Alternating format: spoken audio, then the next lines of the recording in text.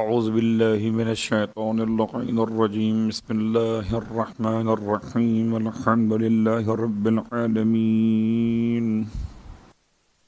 والصلاة والسلام على أشرف الأنبياء والمرسلين سيدنا أبي القاسم محمد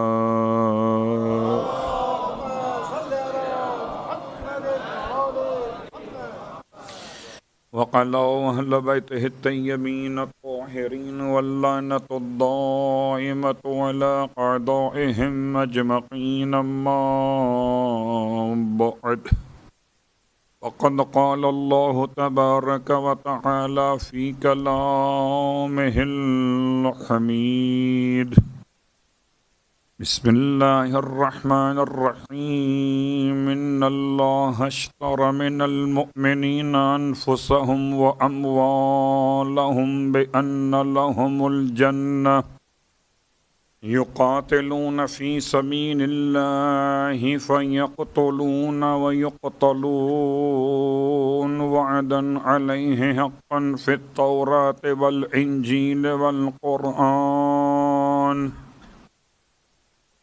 ومن أوفى بعهده من الله فاستبشروا ببيعكم الذي بايعتم به وذلك هو الفوز العظيم الطائبون العابدون الحامدون السائحون الراكعون الساجدون الآمرون بالمعروف والناهون عن المنكر والحافظون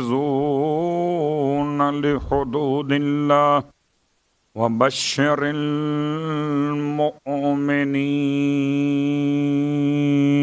صلوات پڑھ دیجیے.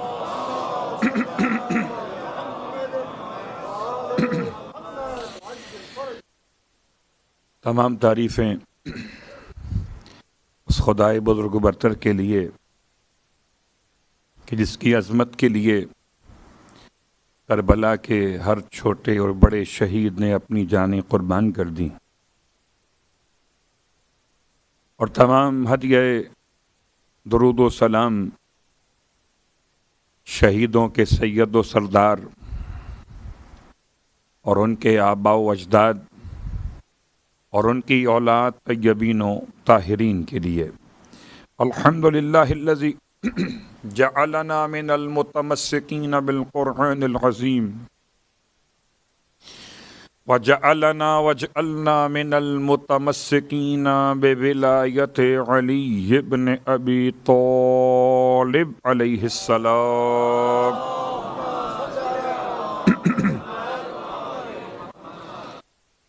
عظم اللہ اجورنا واجورکم بمصابنا بالحسین علیہ السلام وجعلنا وإياكم انشاء اللہ من الطالبین بسعرہ مع ولیہ الامام المہدی من آل محمد علیہم السلام.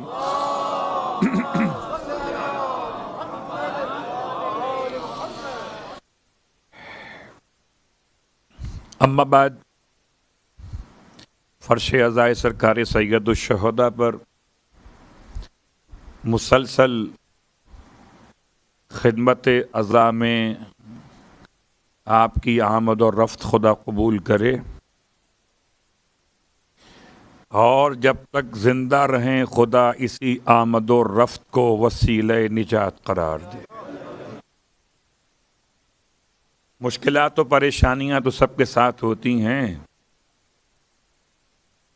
لیکن وسیلہ اگر سمجھ میں نہ آئے تو انسان کہیں سے کہیں نکل جاتا ہے. اس سے فرش عزائے حسین ملا ہو، اس کے بعد بھی وہ کسی وسیلے کو تلاش کرے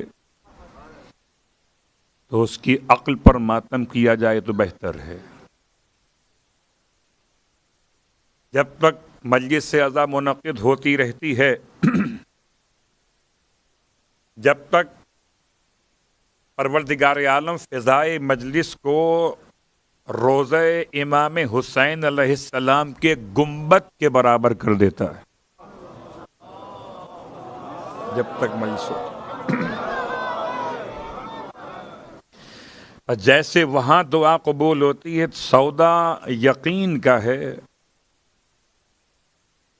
پیغام آزمائش کا نہیں ہے، جسے آزمانا ہو اس سے معاذرت، اسے یقین ہو اس کی خدمت، کہ جیسے دعائیں وہاں قبول ہوتی ہیں روضہ سرکار سید الشہداء کے گنبد کے سائے میں، ایسے دعائیں قبول ہوتی ہیں فضائے مجلس امام حسین علیہ السلام میں۔ تو اپنی مشکلات و پریشانیوں کے حل کے لیے یہ سوچ کر ہی آ جائیے کہ چلیے آپ کو سرکار سید الشہداء نے موقع عطا کیا ہے، اور یہ بات یاد دلا دوں کہ ہم سب برائے حسین ہیں، برائے خود نہیں ہیں۔ کوئی اگر اپنے آپ کو سمجھتا ہو تو اسے چاہیے اصلاح کرے، کوئی خطیب ہو کہ ذاکر، مرثیہ خواں ہو کہ نوحہ گزار، ماتمی جوان ہو کہ اشک عزا کے تحفے پیش کرنے والا، سب کے سب برائے حسین ہیں۔ یہ بات یاد رکھیے، ہم سب وسیلہ تو بنتے ہیں امام تک پہنچانے کا، لیکن اگر خیانت کر بیٹھیں تو ہلاکت یقینی ہے، نہ یہ امامہ بچا سکے گا اور نہ یہ ابا۔ اگر نام حسین پر اپنی خودی کو چمکانے بیٹھ گئے،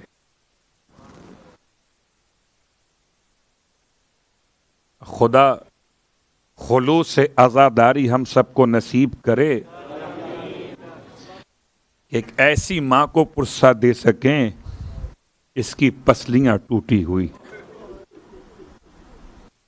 کیسا بناؤ، کیسا سنگھار، کیسی ریاکاری، کیسا فیشن کا انداز۔ یاد رکھے ہر عزادار کہ اگر کوئی کسی کے جنازے میں شریک ہو بن ٹھن کر،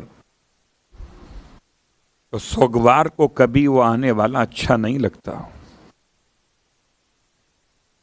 تو یاد رکھیے ہم سب کی ذمہ داری کہ ہم اپنے منصب کے اعتبار سے حسین تک پہنچیں، ایسا نہ ہو کہ زمانے کو اپنے پاس لا کے روک لیں، کسی خطیب کے لیے نہیں، کسی عالم یا ذاکر کے لیے نہیں،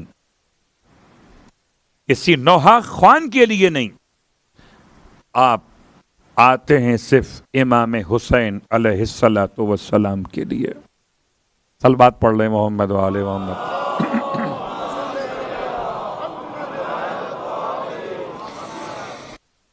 عنوان آپ کی خدمت میں ایسا رہا کہ جس کو شروع تو کیا اس خیال سے تھا کہ شاید کچھ حق ادا کر سکیں گے، لیکن اعتراف کرتا ہوں کہ حق ادا نہیں کر سکا ہوں۔ اور حق ادا کیسے ہو سکتا ہے؟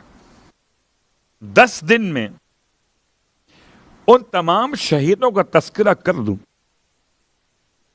کہ جنہوں نے اپنی وفا کے چراغ جلا کر کوفے کی شان سمجھائی ہے۔ زمانہ سمجھے کہ نہ سمجھے، کل غالباً کل کی بات مجلس پڑھ کے ہم اترے تو کسی چھوٹے بچے نے سوال کیا ممبر کے پاس کہ آپ نے جملہ پڑھا عربی کے اندر الکوفی لا یوفی کا ترجمہ کیا ہے؟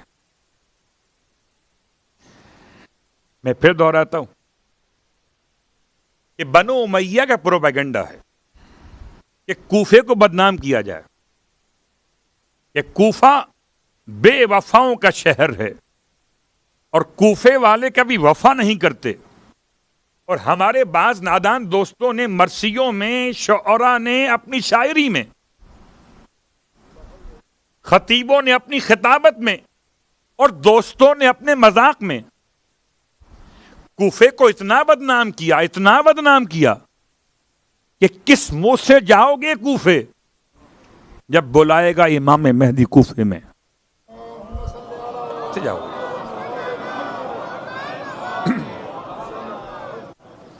آئیے مثال دیتا ہوں شہر کی. یہ بات یاد رکھیے گا کہ خدا اپنے حبیب کی محبت میں شہر مکہ کی قسم کھاتا ہے. سورہ بلد، لا اقسم بہذا البلد وانت حل بہذا البلد. ضرور میں قسم کھاتا ہوں اس شہر کی. کون سا شہر؟ وانت حل بہذا البلد، کہ جس شہر میں اے محمد آپ رہتے ہیں صلی اللہ علیہ وآلہ وسلم.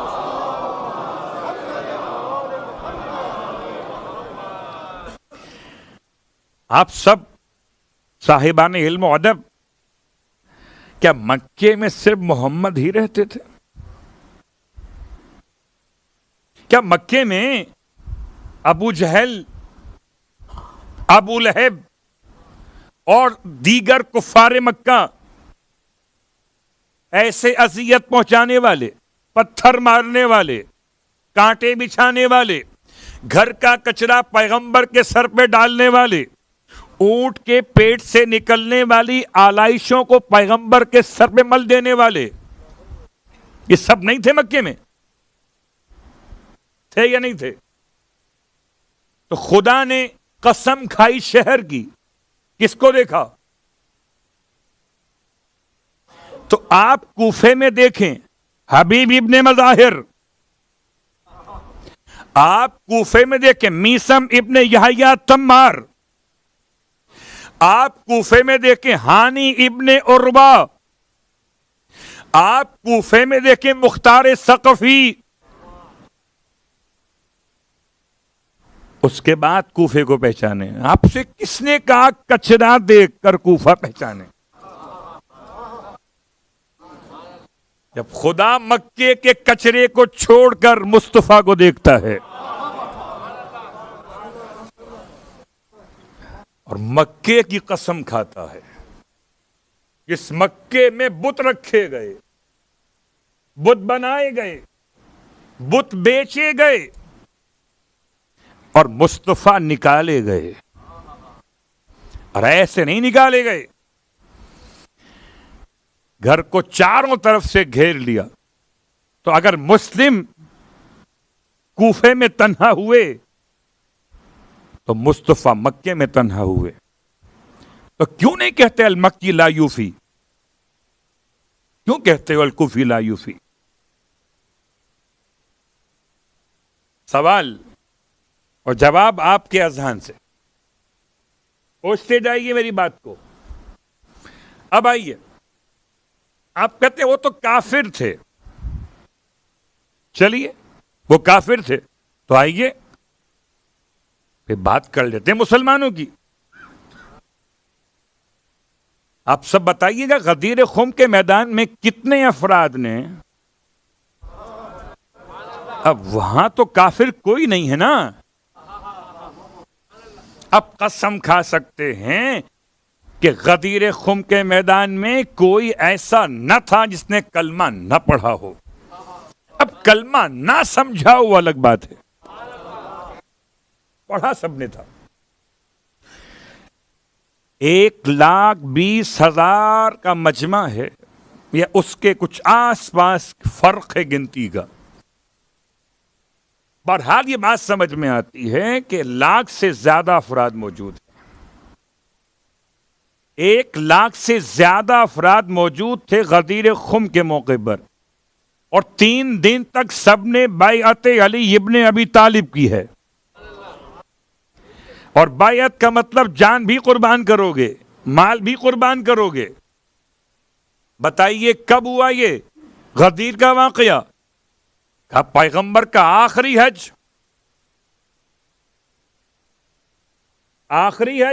آخری سال, اس کے بعد اگلے سال پیغمبر کی شہادت. تو پیغمبر کے جنازے میں لوگ کتنے تھے؟ یہ مدینہ پڑھ رہا ہو. مولائے کائنات جب زخمی ہوئے کوفے کے اندر, لوگ کتنے تھے؟ ہجوم تھا ایک جو مسجد کوفہ تک ماتم کرتا ہوا آپ کے ساتھ ساتھ چلا. اتنا مجمع تھا کہ یہاں تک کہ امیر کائنات کو کہنا پڑا کہ اب میرے دوستوں سے کہو واپس چلے جائیں, کہ میں نہیں چاہتا کہ میری بیٹیوں کو رونے کی آواز. دوست تھے تو واپس بھیجے گئے نا. یہ کوفہ ہے, مدینہ نہیں. صلوات پڑھے محمد وآل محمد.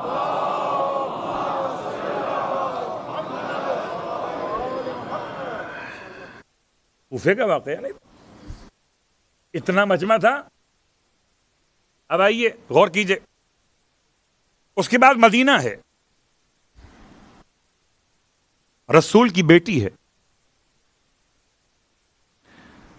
اور فدق کے عنوان پر دربار میں آمد ہے. تفصیل کا وقت نہیں, میں اشارے کر رہا ہوں تاکہ آپ تک بات کو پہنچا دوں کہ اس شہر میں کیا ہوا, پیغمبر کے جنازے میں لوگ کتنے تھے, سیدہ کی فریاد پہ کتنے لوگ آئے تھے, کتنے لوگ مولائے کائنات کی ولایت کے اعلان اور بیعت کے بعد مولا کی حمایت میں کھڑے ہوئے, انگلیوں پہ گن لیجئے. کیوں نہیں کہتے المدنی اللہ یوفی؟ یہ صرف کوفہ ہی کیوں؟ میں پھر یاد دلاؤں, یہ ساری 10 دن کی محنت آپ کی خدمت میں. کوئی شہر نہ وفادار ہوتا ہے اور نہ کوئی شہر بے وفا ہوتا ہے. شہر کے لوگ وفادار بھی ہوتے ہیں اور بے وفا بھی ہوتے ہیں. تو آخر کوفہ ٹارگٹ کیوں؟ صرف بغض علی ابن ابی طالب علیہ السلام میں. میں پھر جملہ دہراتا ہوں کیونکہ آخری مجلس اس عنوان کے اعتبار سے. شہنشاہ روم کو جب خبر ملی کہ گورنمنٹ کے 2 حصے ہو گئے, ایک گورنمنٹ جس کا کیپٹل ہے کوفے میں, اسے کیا مطلب علی کون ہے, اور ایک گورنمنٹ جس کا کیپٹل ہے دمشق میں, وہ باہر بیٹھا ہوا ایک عیسائی بادشاہ, وہ دونوں کو بیلنس دیکھتا ہے. کیا دیکھتا ہے وہ؟ کہ ایک کی گورنمنٹ کوفے کے اندر ہے اور ایک کی دمشق کے اندر ہے. ان شارٹ کیا کہتا ہے وہ؟ الکوفی کون؟ علی ابن ابی طالب.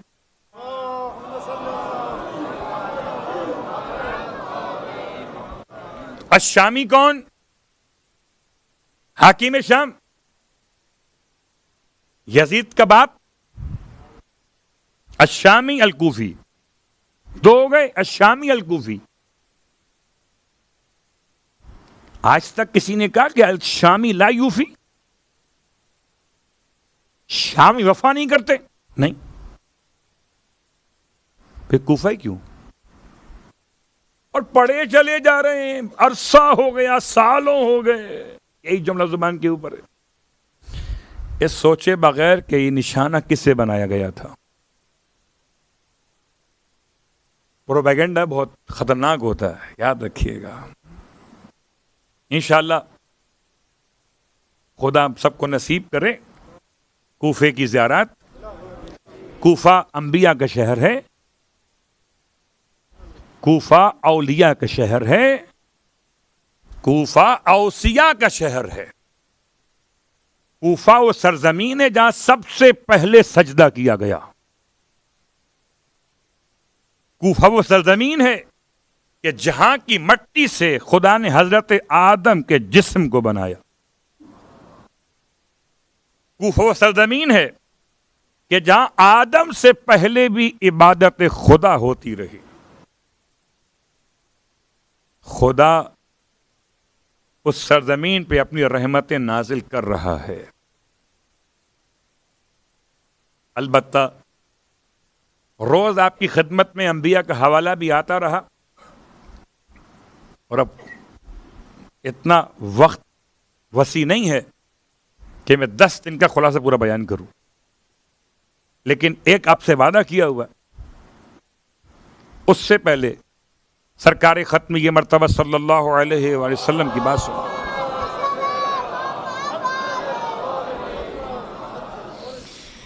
حضرت آدم کے نشانات کوفے کے اندر، حضرت ادریس کے نشانات کوفے کے اندر، حضرت نوح کی باقیات کوفے کے اندر، حضرت ہود و صالح کے قبور مقدسہ کوفے کے اندر، حضرت خضر کی آمد کا حوالہ کوفے کے اندر، حضرت ابراہیم علیہ السلام کے آنے کا عنوان کوفے کے اندر، آدم سے ماں قبل خاتم حضرت عیسیٰ کو بیان کرتا وقت نہیں ہے، تو آج فخر عیسیٰ کو بیان کر دیتا ہوں۔ ختم یہ مرتبت کوفے گئے کہ نہیں گئے؟ مسلمان تو خاموش ہیں، جن کی سمجھ میں مصطفیٰ ہی نہیں آئے تو مصطفیٰ کی معراج کیا خاک آئے گی؟ وہ تو کہتے ہیں 15 سے 16 ہجری کے زمانے میں کوفہ فتح ہوا اور تب جا کے مسجد کوفہ بنی۔ تو فتح اسلام کے بعد سمجھنا کوفہ اور ہے، اور رسول اسلام کی نگاہوں سے سمجھنا اور ہے۔ پیغمبر کوفے کب گئے؟ آپ کی ٹریولنگ ہسٹری کیا ہے پیغمبر کی؟ 120 مرتبہ آپ کو معراج ہوئی۔ مسلمان ایک میں ہی اٹکے ہوئے ہیں۔ کچھ کہتے ہیں بیچارے کہ نہیں، خواب میں چلے گئے تھے۔ تو خواب میں جانا ہی اگر معراج ہے تو پھر تو ایسی معراج سب کو ہو جاتی ہے اگر نظام ہضم ٹھیک نہ ہو۔ صلوات پڑھے محمد والے محمد۔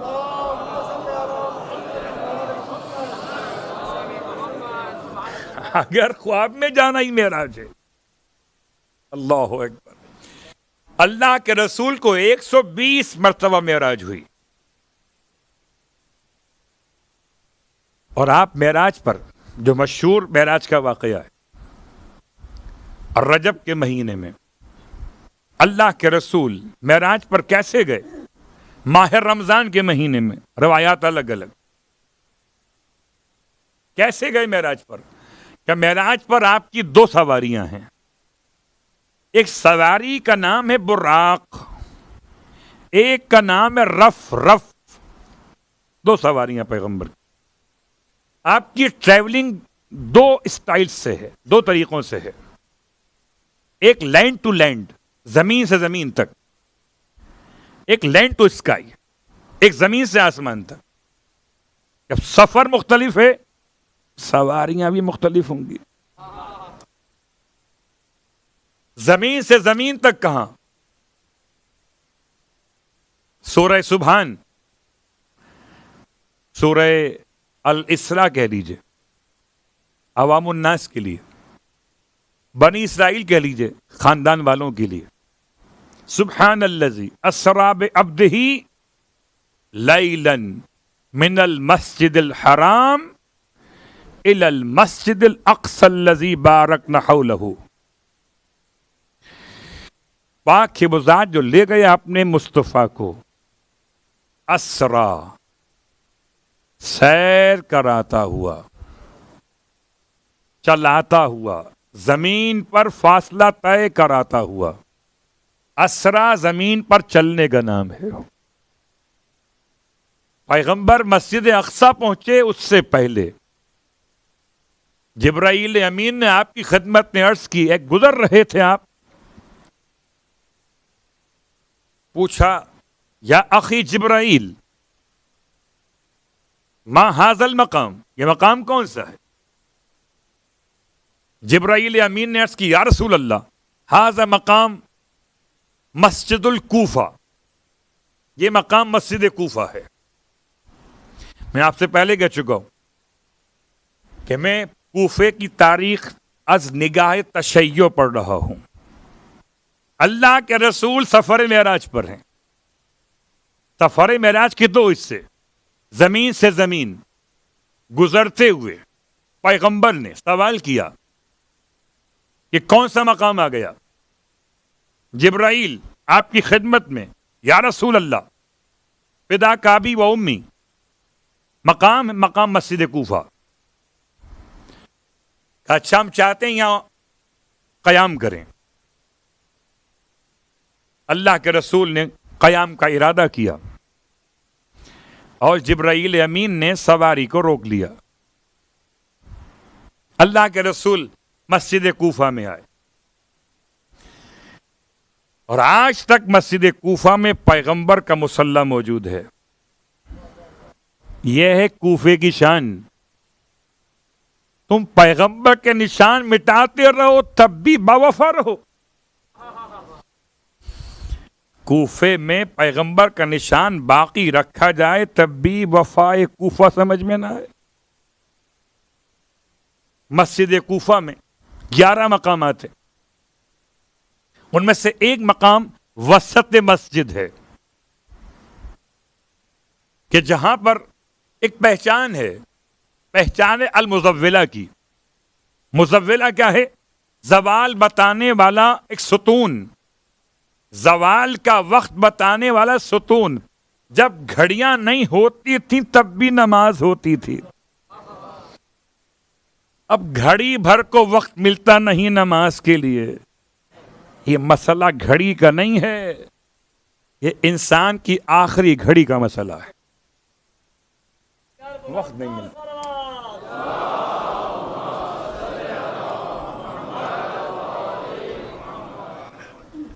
ایک پتھر کا ستون ہے، سمجھ لیں جیسے کوئی سنگ مرمر کا بڑا پیس کاٹ کر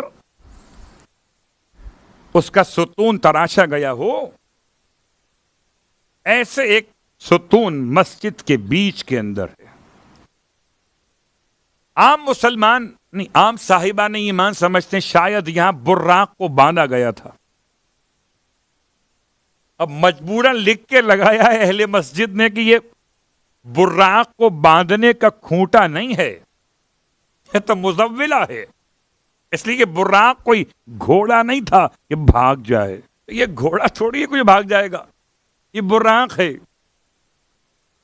عجیب سی بات ہے کہ مسجد میں ستون دیکھا سمجھ میں نہیں آیا۔ المزولہ، جب گھڑی نہیں ہوتی تھی، فجر کا وقت پہچاننا آسمان سے ہے،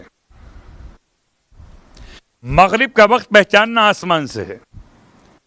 مشکل وقت 3 ہی وقت ہے قرآن کے اندر، 5 نہیں ہیں، نمازیں 5 ہیں، وقت 3 ہیں، تو 3 میں 5 پڑھو کمال ہو جائے۔ وقت 3، نمازیں 5۔ 3 وقت کون سے؟ ایک الفجر، اس کو آسمان سے پہچاننا آسان، ایک المغرب، آسمان سے پہچاننا آسان۔ سب سے مشکل کام زوال کو پہچاننا ہے، آسمان دیکھ کر، ممکن نہیں ہے۔ صرف آسمان دیکھ کر زوال کو پہچاننا ممکن نہیں، اس کے لیے مجبوری ہے کہ زمین پر کوئی سیدھی سی چیز، لکڑی، بانس یا کوئی پلر، کوئی ستون نصب کیا جائے، گاڑ دیا جائے، اور پھر جب سورج نکلتا ہے مشرق سے اور آگے آگے بڑھتا ہے تو سایہ جانب مغرب، اور جب سورج جانب مغرب نکل جائے اس طرف سایہ پڑتا ہے جانب مشرق۔ زوال بالکل ایسا وقت ہے کہ سوائے مکۃ المکرمہ کے کہ جہاں سایہ ایک دم ختم ہو کے شروع ہوتا ہے. اس کو اردو میں کہتے ہیں سورج سوا نیزے پر آ گیا. یہ نیزہ کیا ہے؟ وہی شاخص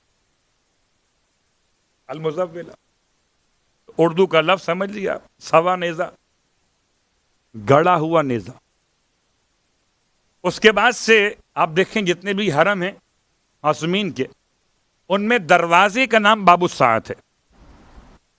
باب الساعت کا مینار وہ شاخص کے طور پر ہے. معراج کا چبوترا جب پیغمبر نے آ کے نماز پڑھی تو سوچئے، جب خدا اپنے حبیب کو معراج میں کوفے کی معراج کروائے اور حبیب کا کلمہ پڑھنے والے کوفے کی شان میں توہین کریں تو کہاں جائیے گا پھر؟ خدا کی بارگاہ میں سارے الفاظ لکھے جا رہے، میں جو پڑھ رہا ہوں جو آپ سن رہے اور جو ہم اور آپ پڑھتے رہے سب لکھے جاتے. تو کسی عربی جملے کو حدیث مت سمجھ لیا کیجئے. کسی عربی جملے کو وزن پورا ہو تب بھی وزن تولا کریں محبت علی پر. ایسا نہ سمجھیے کہ الکوفی لا یوفی وزن سیٹ بیٹھ رہا ہے، الشامی المکی المدنی وزن آؤٹ ہو جائے گا.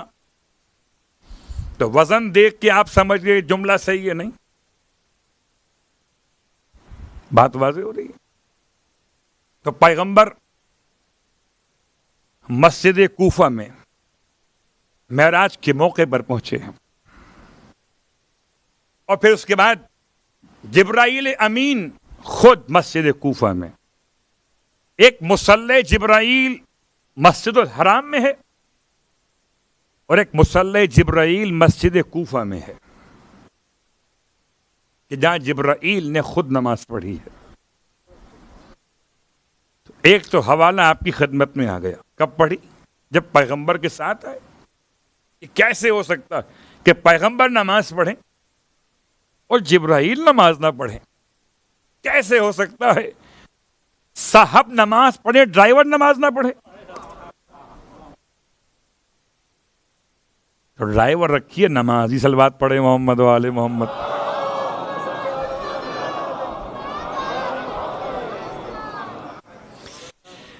مسجد کوفہ اور کوفے کے سارے معاملات سمیٹتے ہوئے کوفہ تہذیب اور علم کا گہوارہ بنا، ادب کا عنوان بنا. آج بھی کوفے کی اپنی یونیورسٹی الگ سے موجود ہے.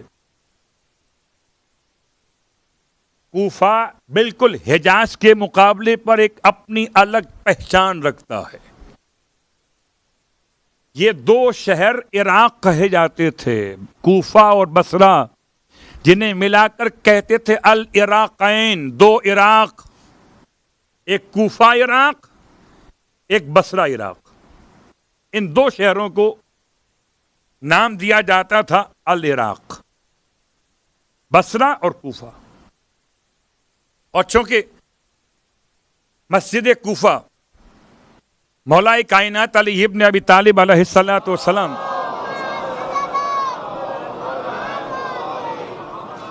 چار سال تک رہے. مسجد کوفہ کا باب ثعبان، اس سے اگر باہر نکلیں مسجد سے فارغ ہو کر تو بالکل سامنے فٹ پاتھ کے علاقے پر ایک چھوٹا سا مزار مقدس ہے. اس کا نام ہے حضرت ختیجہ بنت امیر المومنین علیہم الصلاۃ والسلام، بی بی ختیجہ بنت مولا کائنات. یہ کون سی شخصیت ہیں، ان کی تاریخ کیا ہے، یہ تفصیل کا وقت نہیں ہے اور نہ میں نے کوفے کی ساری زیارتیں بیان کرنے کا وعدہ کیا. بس سمجھانا یہ ہے کہ یہ جہاں پر مزار ابھی بنا ہوا ہے، یہاں پر حضرت میسم ابن یحییٰ تمار کی دکان ہوتی تھی. میسم کی دکان باب ثعبان کے سامنے تھی، کھجور خوب بکتی تھی. مولائے کائنات آتے تھے مسجد میں باب سدا سے اور نکلتے تھے باب ثعبان سے باہر، اور جا کر بیٹھ جاتے تھے میسم کی دکان پر. میں نے بڑا تلاش کیا کہ مولا کہیں مکے میں کسی دکان پہ بیٹھے ہوں، مولا کہیں مدینے میں کسی دکان پر بیٹھے ہوں. مجھے تاریخ میں نہ ملا، آپ کو ملے تو بتائیے گا. مجھے تو ایک ہی جگہ ملی ہے کہ نہ مکے میں کوئی میسم تھا نہ کوئی مدینے میں میسم تھا. تو میسم اگر کوفے میں ہو تو علی علیہ السلام کوفے میں اس دکان پہ جا کے بیٹھتے تھے.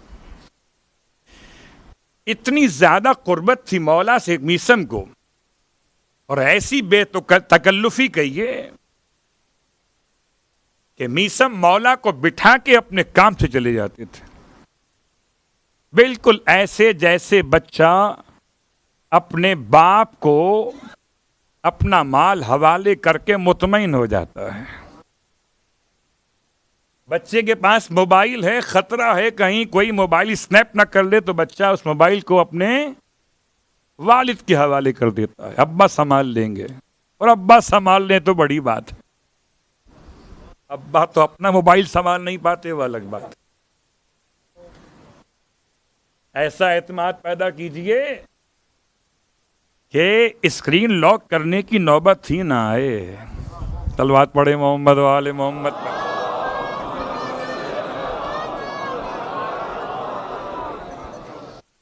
ایسا اعتماد پیدا کیجئے. اللہ اکبر. خیر ہم کہاں نکل گئے، واپس آتے.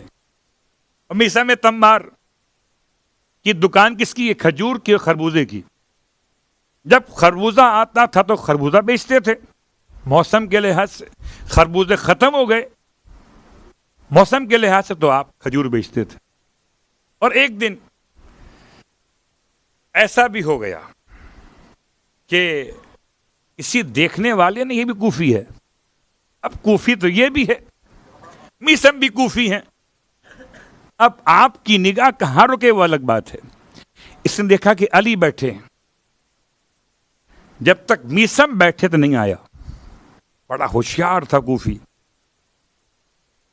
دیکھا میسم نہیں ہے، مولا میسم ہے، جلدی سے آ گیا. کہتا ہے یا علی کچھ عطا کر دیجئے. امام اپنی دکان پہ بیٹھے ہوتے تو اپنے لحاظ سے عطا کرتے، یہ تو میسم کی دکان ہے. امام نے ایسے عطا کیا جیسے مولا کی اپنی دکان ہو.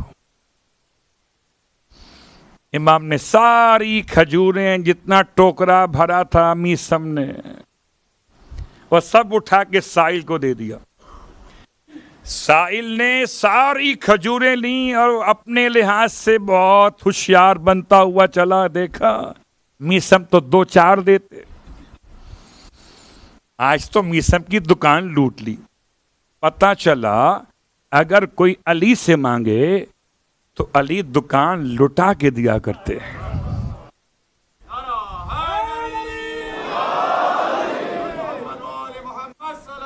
اللہم صلی علی محمد.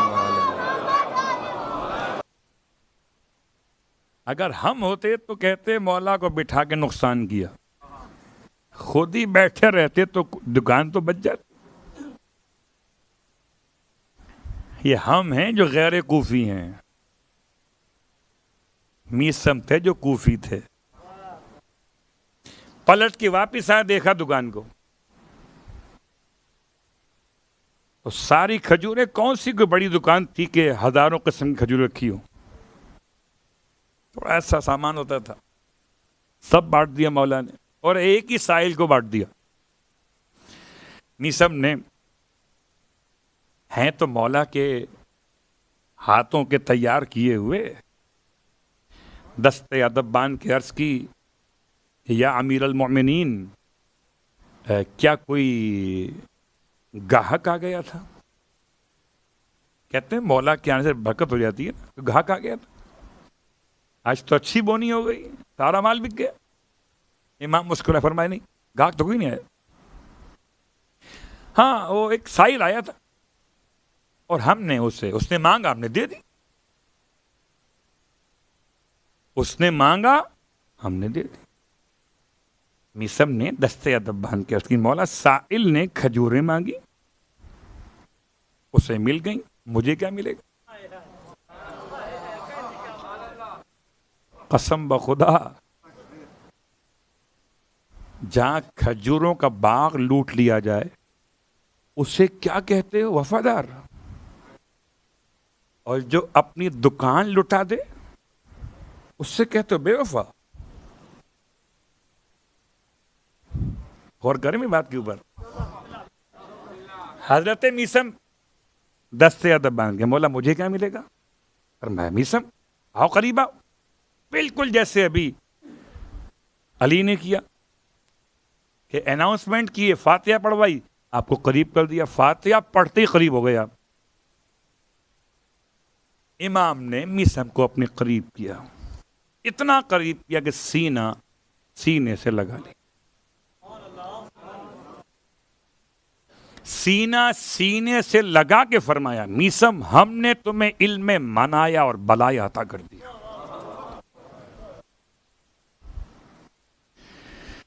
اللہ اکبر. اور آج ایسی شخصیت کے بارے میں گفتگو ہے کہ جو کر کوفے کے معزز افراد میں شامل تھے. اس گفتگو پہ آنے سے پہلے حسب وعدہ جناب سیدہ زینب کبریٰ صلوات اللہ علیہا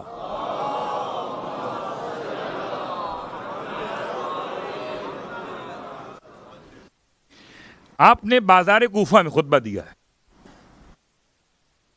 اور بازار کوفہ میں خطبہ دیتے ہوئے آپ نے اپنے الفاظ میں حمد و ثناء پروردگار کے بعد یا اہل الکوفہ، یا اہل الخطل والغدر،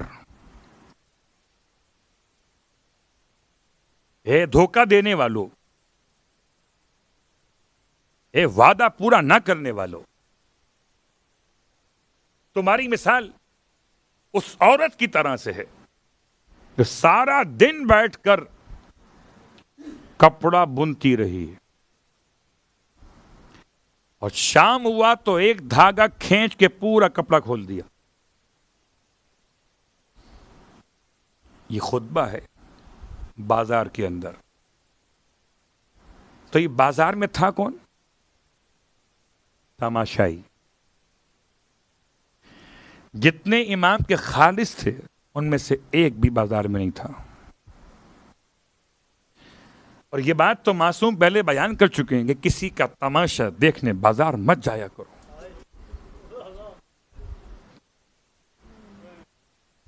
تو خطبہ سمجھیے، خطبے کے مخاطبین سمجھیے کہ جناب سیدہ زینب کبریٰ نے کس کو مخاطب کیا تھا. کون ہیں دھوکہ دینے والے؟ یہ وہ افراد تھے کہ جنہوں نے سمجھا کہ حاکم شام کی موت کے بعد اگلی گورنمنٹ بننے والی ہے گورنمنٹ آف امام حسین علیہ السلام. حاکم شام کی موت کے بعد. تو ہوشیار آدمی کون ہوتا ہے؟ اب جملہ گرچہ ہے ایک عام سا جملہ مگر مجبوری ہے سمجھانے کے لیے. کہتے ہیں نا جب سیاسی ماحول سر گرم ہو جاتا ہے، سیاسی ماحول کی گرمی دیکھ کر کتنے پرندے آشیانہ تبدیل کر لیتے ہیں. ادھر سے اڑ کے ادھر آ گئے تو بنی کے چہرے پہ لاکھوں نثار ہوتے ہیں. بنی کے چہرے پہ لاکھوں نثار ہوتے ہیں اور بنی بگڑتی ہے، دشمن ہزار ہوتے ہیں. یہ آپ سارے زمانے کو دیکھیے، پھر کوفے کو دیکھیے. 5 قسم کے گروہ آباد تھے. غلام آباد تھے، مکان چھوڑ کے آنے والے آباد تھے. مولائے کائنات کا زمانہ جب کوفے میں تھا تب کے آنے والے آباد تھے. نئے پرانے چھوٹے بڑے لوگ آباد تھے، حتیٰ کہ خوارج بھی کوفے میں آباد تھے. تو ہر ایک شخص کو آپ کوفی کہیے اور پھر کوفے پہ حکم لگائیے، کیا یہ بات مناسب ہوگی؟ کوفے میں اچھے لوگ بھی ہیں، برے لوگ بھی ہیں. بات واضح ہو رہی ہے؟ کوفہ خود برا نہیں ہے.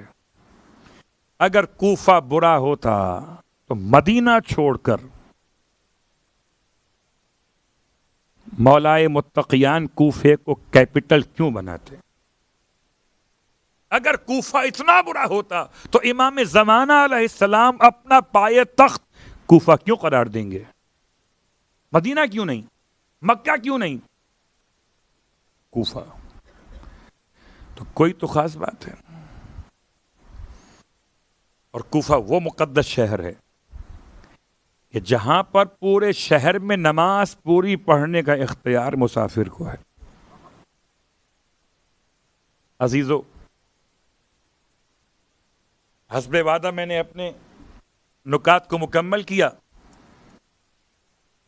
اور ابھی بہت کچھ باقی ہے. کوفے کے باغات، ان کی تاریخ، کوفے کے کنویں، ان کی تاریخ، کوفے کی ساری مسجدیں، ان کی تاریخ، اور کوفے کے تمام قبائل اور ان کی تاریخ. یاد رکھیے 40,000 افراد نے مولا امام حسن مجتبیٰ کی بیعت کی تھی کوفے میں. مولائے کائنات کے زمانے حکومت میں حالات کیسے تھے کہ جنگ صفین کے لیے لشکر تیار کرنا کوفے سے، تو یہ ہزاروں افراد کوفے سے. اور اب چونکہ پروپیگنڈا ایسا ہے، چلیے مثال لے لیجئے کہ عبید اللہ ابن زیاد جب کوفے میں داخل ہوا ہے تو کیا عبید اللہ ابن زیاد بن کر آیا تھا؟ اس کا استقبال کوفے میں نہ ہوتا، اسے وہیں مار دیتے اگر وہ ابن زیاد بن کر آتا. حسین ابن علی بن کر آیا تھا، اور استقبال کرنے والے اسے حسین سمجھ رہے تھے، کیونکہ اصول یہ کہ چہرے پہ نقاب ڈالے. اور پھر امام حسین علیہ السلام کے چہرے مبارک کی زیارت امام نے کوفہ چھوڑا ہے اپنے بابا کی شہادت کے 6 مہینے بعد. 6 مہینے بعد، کہ 6 مہینے تک مولا حسن کی گورنمنٹ تھی. اب کہاں 40 ہجری اور کہاں 60 ہجری کے واقعات. تو 20 سال گزر گئے اس بچے کو جس نے آنکھ کھولی 40 ہجری میں، اس نے حسین کو دیکھا ہی نہیں. اب 20 سال کا جوان ہو گیا، اسے کیا پتا حسین کون ہے؟ بات واضح ہو رہی ہے؟ یہ تمام عوامل ہیں نا جو کوفے کے حالات کے بارے میں ہیں. اب آئیے خلاصہ کرتے ہوئے کہ ایسے ماحول میں توابین کہاں سے اٹھے؟ کوفے سے. ساتھ تو نہ دیا مکے والوں نے بھی، ساتھ تو نہ دیا مدینے والوں نے بھی. حسین آئے کہاں سے تھے؟ مدینے سے. پھر کہاں گئے تھے؟ مکے. کوئی توابین آئے مدینے سے؟ کوئی توابین آئے مکے سے؟ کہاں سے آئے توابین؟ کوفے سے. یہ کوفہ ہے. مختار ثقفی کی حکومت کہاں قائم ہوئی؟ کوفے میں. میں سمجھتا ہوں کہ اب ہم اس مقام پر آ چکے کہ آپ کے اذہان میں بات راسخ ہو چکی ہے کہ کوفہ وہ جو دکھایا گیا وہ اور کوفہ ہے. روایت سن لیجئے، پھر آتے ہیں شخصیت پر. امام صادق علیہ السلام کی بارگاہ مقدس میں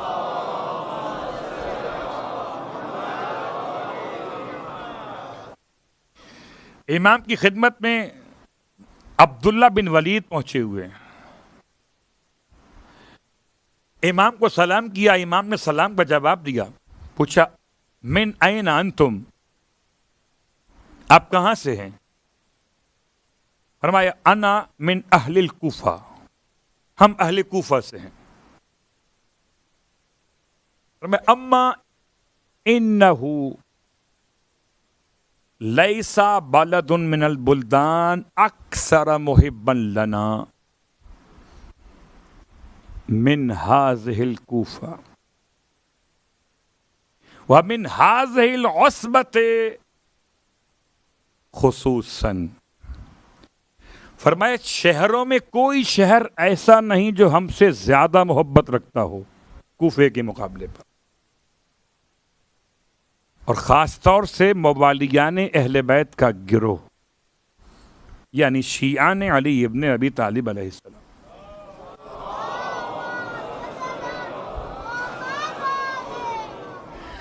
جملہ سنیں، کتاب کا حوالہ امالی شیخ طوسی. ان اللہ ہداکم لامر جہلہ الناس، اللہ نے آپ کی ہدایت کی اے اہل کوفہ ایک ایسے امر کے بارے میں اسے لوگ نہیں جانتے. پھر فرمایا احببتمونا وابغضنا الناس، اے اہل کوفہ تم ہم سے محبت کرتے ہو جبکہ لوگ ہم سے بغض رکھتے ہیں. وصدقتمونا وکذبنا الناس، اور اے اہل کوفہ تم ہمیں سچا سمجھتے ہو، ہماری صداقت کی گواہی دیتے ہو جبکہ لوگ ہمیں سچا خیال نہیں کرتے. امام فرما رہے اے اہل کوفہ واتبعتمونا، تم ہماری پیروی کرتے ہو، وخالفنا الناس، لوگ ہماری مخالفت کرتے ہیں. فجعل اللہ، عجیب جملہ ہے مولا کا، بس اللہ نے قرار دیا محیاکم محیانا ومماتکم مماتنا، تمہاری حیات کو ہماری حیات کی طرح اور تمہاری موت کو ہماری موت کی طرح. 5 جملے ہیں اس حدیث کے اندر اہل کوفہ کے بارے میں. یہ اتنا بڑا انعام ہے کہ کسی اور شہر کے لیے امام کے جملے نہیں ہیں. ہم تو دعا مانگتے ہیں نا، اللہم اجعل محیایا محیا محمد وآل محمد ومماتی ممات محمد وآل محمد. امام نے دعانی خبر دی ہے.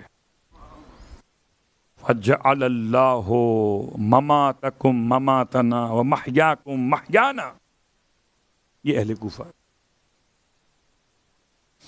اور چھٹے امام کی روایت کا مطلب ہے یہ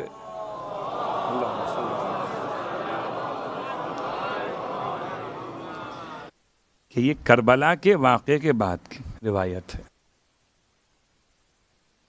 چوتھے امام کے نام کے 2 مقام ہیں، ایک مسجد کوفہ میں، ایک مسجد سہلہ میں. چوتھے امام بھی کوفے آئے ہیں کربلا کے واقعات کے بعد. یہ کوفہ. اور پھر یہ بات یاد رکھیے کہ کوفے میں تماشائیوں نے پتھر نہیں مارے تھے.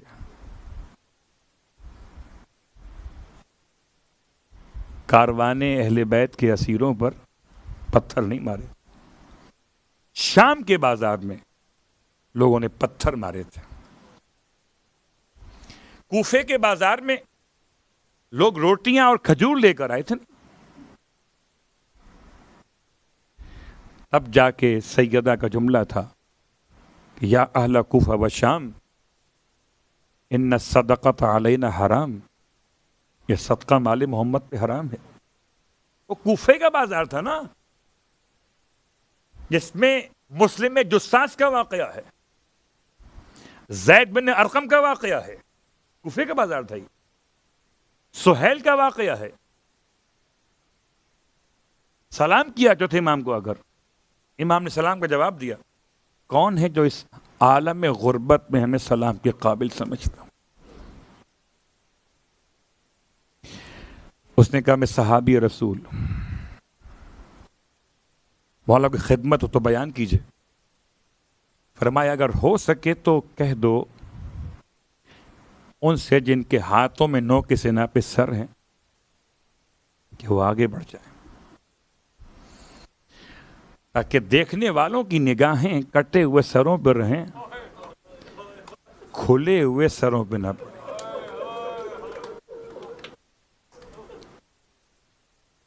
کوئی اور خدمت کہ اگر ہو سکے تو کچھ چادریں لا کے دے دو.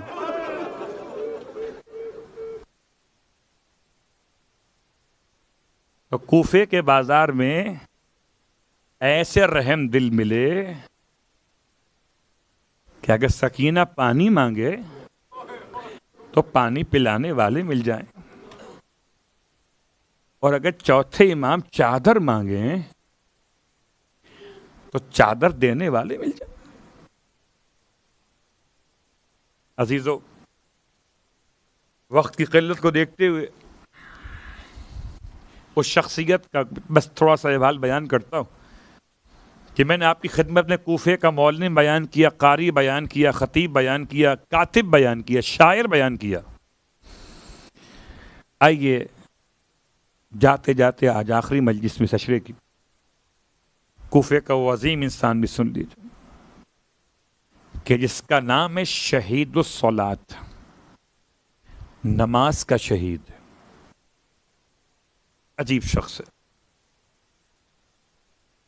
اور ایسا شخص ہے جس کو زیارت ناہیہ میں، زیارت ناہیہ دو قسم کی ہے، شاید آپ تلاش کریں تو آپ کو نہ ملے، ناہیہ معروفہ اور ناہیہ غیر معروفہ. جو معروفہ ہے وہ مولا حسین کے بارے میں، جو غیر معروفہ ہے تمام اصحاب کے ان کے احوال کے ساتھ ہے. آپ سرچ کیجئے گا زیارت ناہیہ للشہداء لکھا ہوا عربی میں، یہ جو ہم پڑھ رہے، اس میں امام نے سلام کیا ہے اس عظیم انسان کو جو حنفی ہے، نام سعید ہے، باپ کا نام عبداللہ ہے، اور امام کا ایسا عاشق ہے، ایسا عاشق ہے. جب شب عاشور امام نے اپنی بیعت کو تمام فرمایا پھر چلے جاؤ، اس نے جو خطاب کیا اس کا خطاب بڑا حسین ہے. اس نے خطاب کرتے ہوئے امام سے کہ ہم آپ کو نہیں چھوڑ سکتے اللہ کی قسم، جب تک کہ اپنے رب کو راضی نہ کر لیں کہ ہم نے آپ کا حق ادا کر دیا. کہتا ہے کہ اگر مجھے قتل کیا جائے، پھر دوبارہ زندہ کیا جائے، اور پھر دوبارہ زندہ جلا دیا جائے، اور زندہ جلا کے میری راکھ کو ہوا میں بکھیر دیا جائے، اور ایسا 70 مرتبہ بھی ہو، میں آپ کا ساتھ نہیں چھوڑوں گا. میں نے پڑھ دیا، آپ نے سن لیا. زندہ جلایا جانا جملہ آسان نہیں ہے، اور یہ مقتل کا جملہ بھی ہے اور زیارت ناہیہ کے الفاظ بھی ہیں.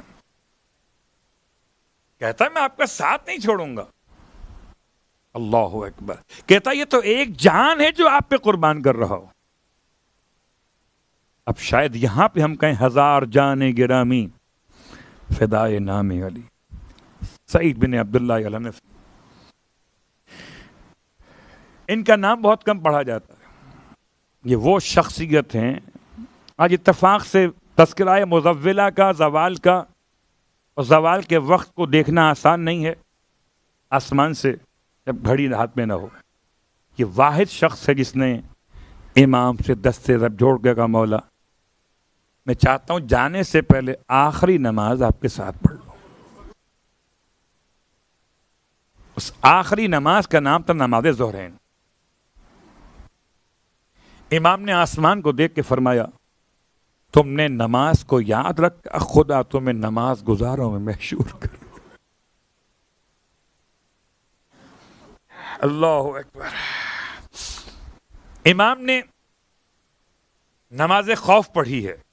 خوف کا مطلب نماز خوف، طریقہ نماز خوف. یہ طریقہ نماز کا قرآن کے اندر موجود ہے، اللہ کے حبیب نے اس سے پہلے پڑھی ہے، غزوہ ذات الرقاع کے موقع پہ پڑھی ہے، لیکن اس میں انداز یہ تھا کہ لشکر کے دو حصے کی پیغمبر نے، کچھ لوگ نماز پڑھ رہے تھے آدھا لشکر، اور آدھا لشکر مقابلہ کر رہا تھا، جنگ کر رہا تھا، اور پھر جب یہ ایک رکعت نماز پڑھ کے ایک رکعت اپنی فرادہ مکمل کر کے چلے گئے تو پھر وہ اگلی رکعت میں رکوع میں شامل ہوئے، سیکنڈ پارٹ آف لشکر، اسے کہتے ہیں نماز خوف۔ جنگ ہوتی رہے، ایک نماز متعارضہ وہ الگ ہے، اور صرف جنگ صفین نے پڑھی مولانا، لیکن یہ کربلا ہے، یہاں نماز خوف عجیب ہوئی، لشکر جنگ روکنے پہ تیار نہیں ہے، سعید کہتے ہیں مولا سے، مولا آپ نماز شروع کیجئے، میں آپ کے سامنے کھڑا ہو جاتا۔ یہ واحد شہید کربلا کا جس نے تلوار نہیں چلائی، تیر نہیں چلائے، اور صرف حسین کی محبت میں شہید ہو گیا۔ میں اسے کہوں کہ فدائی ہے، اس نے اپنے آپ کو فدا کر دیا جنگ لڑے بغیر۔ تیر برس رہے تھے اور امام نماز پڑھ رہے تھے، امام کی 4 رکعت نماز ظہر اور 4 رکعت نماز عصر۔ کیوں؟ اس لیے کہ امام نے کربلا کی زمین خرید لی ہے، رہنے کا ارادہ کر لیا ہے، نماز آپ کی پوری ہے، تو کامل نماز 8 رکعت، 8 رکعت نماز میں اتنے تیر برسے۔ انسان کی طبیعت میں شامل ہے نا کہ اگر کوئی کنکر بھی آتا ہے تو یہ پلک ہل جاتی ہے، آنکھ کی طرف آئے کوئی، واہ غربتا، سعید ایسے تھے کہ آنکھ کی پلک بھی نہ ہلی، تیر دائیں سے آیا، دائیں ہو گئے، حسین کو لگنے نہیں دیا، یہاں تک کہ جب امام کی نماز مکمل ہوئی تو جسم پر 13 تیر اور 12 تلواروں نیزوں کے نشان تھے، اتنا خون بہ چکا تھا۔ ادھر امام نے نماز کے سلام کو مکمل کیا، ادھر سعید بن عبداللہ الحنفی زمین کربلا پہ گرے، یہ کوفے کا عظیم شہید ہے۔ امام اس کے سرانے آئے، ارشاد فرماتے تھے، مولا، جب اس نے سوال کیا مولا کیا میں نے وفا کر دی مولا، رونے والوں آپ کسی کوفے کا نام لے کے بے وفا نہ کہنا، سعید نے بڑی شان بلند کی ہے، سارے تیر اپنے اوپر لے لیے۔ امام نے ارشاد فرمایا، ہاں تم نے وفا کر دی، اے سعید تم جنت میں ہم سے آگے آگے جا رہے ہو۔ اللہ اکبر، آج شہدائے کربلا کا 10واں ہے۔ بس رونے والوں، دل چاہتا ہے ایک چھوٹی سی شہادت کا اشارہ مکمل کروں۔ سعید آپ پہ لاکھوں سلام، آپ نے 13 تیر کھائے، حسین پہ ایک بھی تیر آنے نہ دیا، اور رباب نے 6 مہینے کے اصغر کو یہ کہہ کے روانہ کیا تھا، بیٹا جب تک تیرے بابا کے اقربا زندہ تھے تیرے بابا کو زخم نہیں لگا، اصغر تیری ماں سیدانی نہیں ہے، ماں کا خیال کرنا، تیرے ہوتے ہوئے بابا کو زخم نہ لگے، اصغر خیال کرنا، ماں نے سمجھا کے بھیجا۔ اسی لیے رونے والوں کیا سمجھتے ہیں ہرملا کا نشانہ اچھا تھا؟ نہیں، ہرملا کی تو آنکھیں بند تھیں، اس لیے کہ 2 مرتبہ تیر ہاتھ سے چھوٹ کے زمین پہ گرا تو پوچھا گیا ہرملا کیا ہو گیا تجھے؟ تو ملعون کہتا تھا جب بچے کے گلے کا نشانہ لیتا ہوں پیچھے خیموں کے پردے ہلتے ہیں، ایسا لگتا ہے جیسے کوئی فریاد کر رہی ہو ماں۔ اللہ کہا گیا ہرملا تو بڑا ماہر، آنکھیں بند کر کے تیر چلا دے، تو اس نے آنکھیں بند کر کے تیر چلایا، اس کا نشانہ نہیں ہے، بچے کو ماں کی وصیت یاد ہے، جب بچے نے دیکھا کہ تیر بابا کی طرف آتا ہے اپنے آپ کو باپ کی گود میں اچھال دیا، اپنے گلے پہ تیر کو لیا، لیکن شاید بچہ پلٹ کے ماں سے کہے اماں میں نے بڑی کوشش کی بابا زخمی نہ ہو، لیکن اماں میں کیا کرتا، میرا گلا چھوٹا پڑ گیا، ارملا کا تیر بڑا تھا، بابا کا بازو۔